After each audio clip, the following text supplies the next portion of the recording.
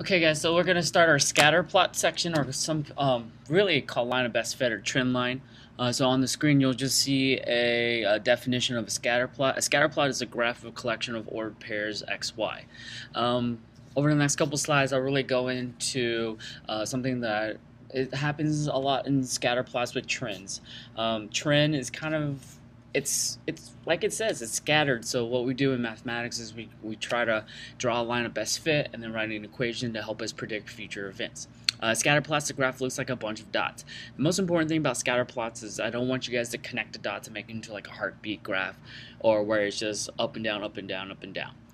Because if you do that, you won't be able to predict a lot of information. So let's move on. The first type of trend that you'll see is a positive trend.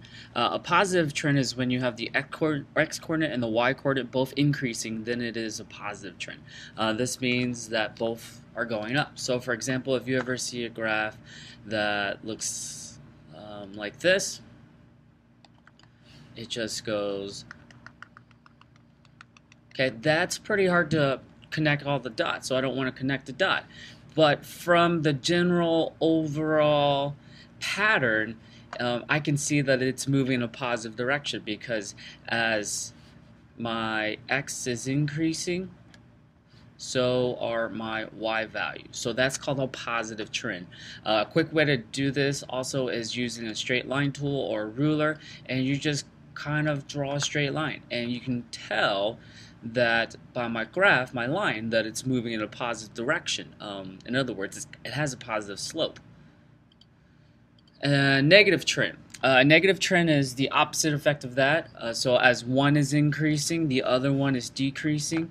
So a common negative trend I'm going to draw as my x value is increasing. Oops. As my x value is increasing, my y value is decreasing. So it just to quick, it may look something like this. Let me move this over here.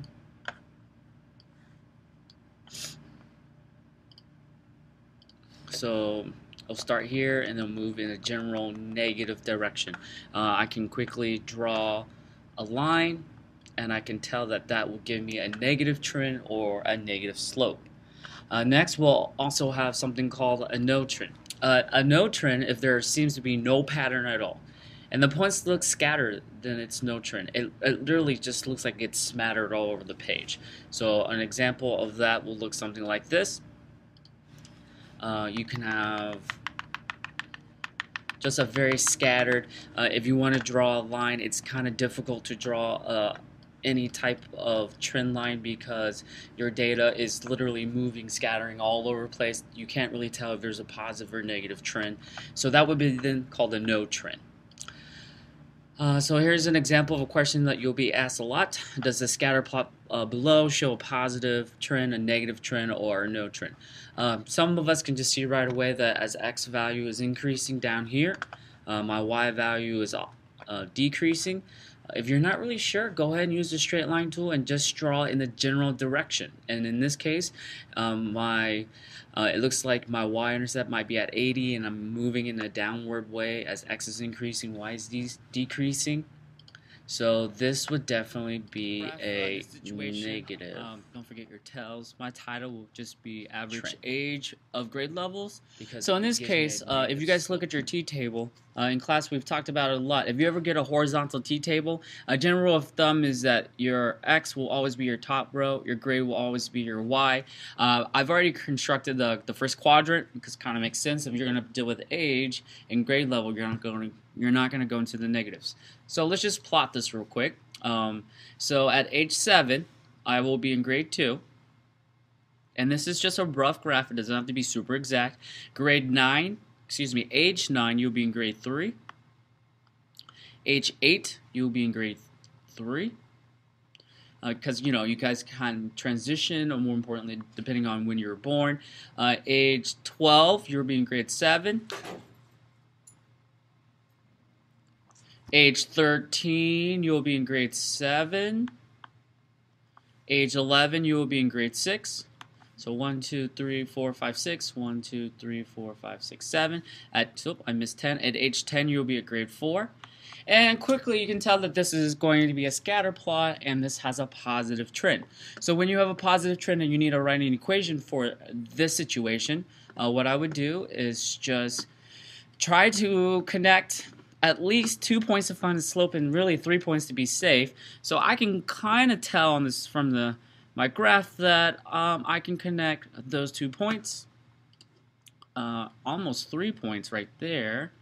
Yeah, so I'll do those 3 points. You don't always have to do the first and the last. You can if you want, but try to go some in between. More importantly, your line should show that all your other points are really close to that line. So these 2 points right here that I'm pointing out on the screen shows that, you know what, they're pretty close to my trend line that I'm drawing.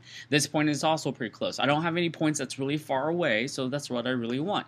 Now, let's write an equation. The equation we're going to write in today is the same one that we've been writing all week long, is y is equal to mx plus b. So m is my slope, and b is my y-intercept. My y-intercept is that one y value when x is 0. So let's find slope.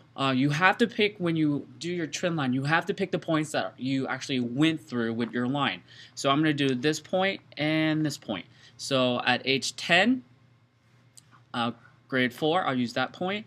And age 8, grade 3, I'm just going to go ahead and list them as ordered pair over here. I get 8, 3, 10, 4.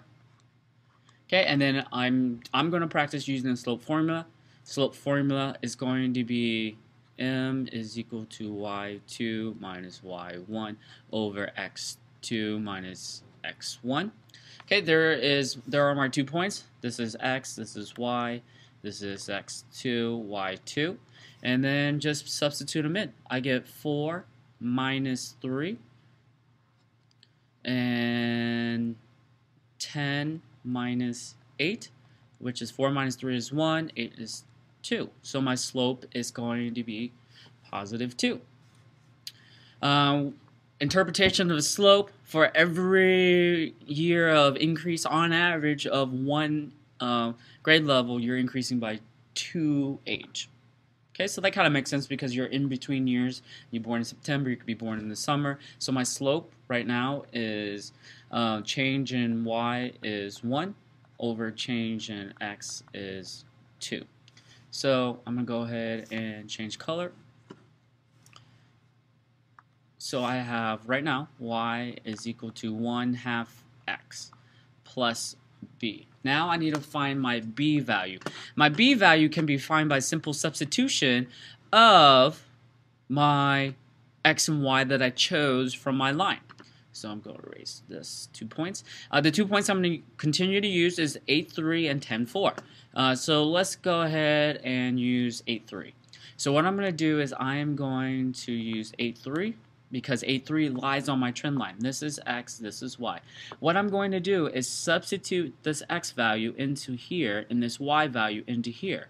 So I would just get 3 is equal to 1/2 x is 8, multiply that, plus b. The reason why I want to do that is if you see on your equation, all you have left is b. And then from here you can solve doing the substitution method, you can do the undo table, whatever you want. I'm going to do the substitution method, or the balancing method.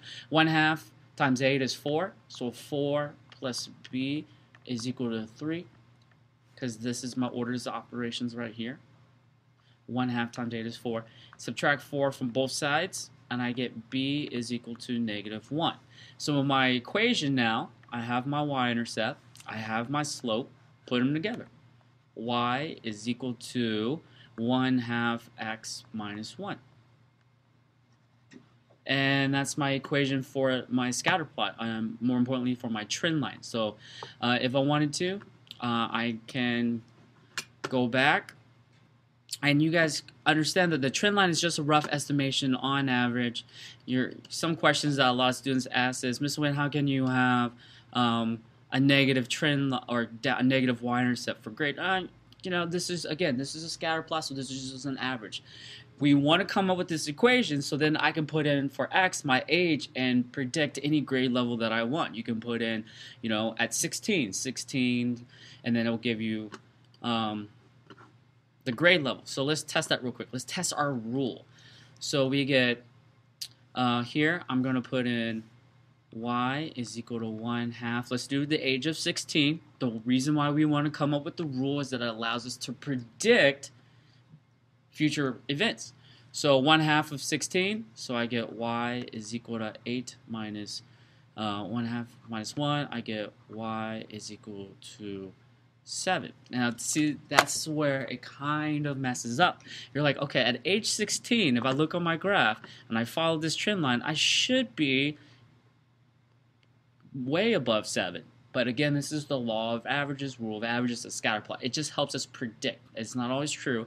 And more importantly, it depends on how you draw your line. Your line might be different than mine later on.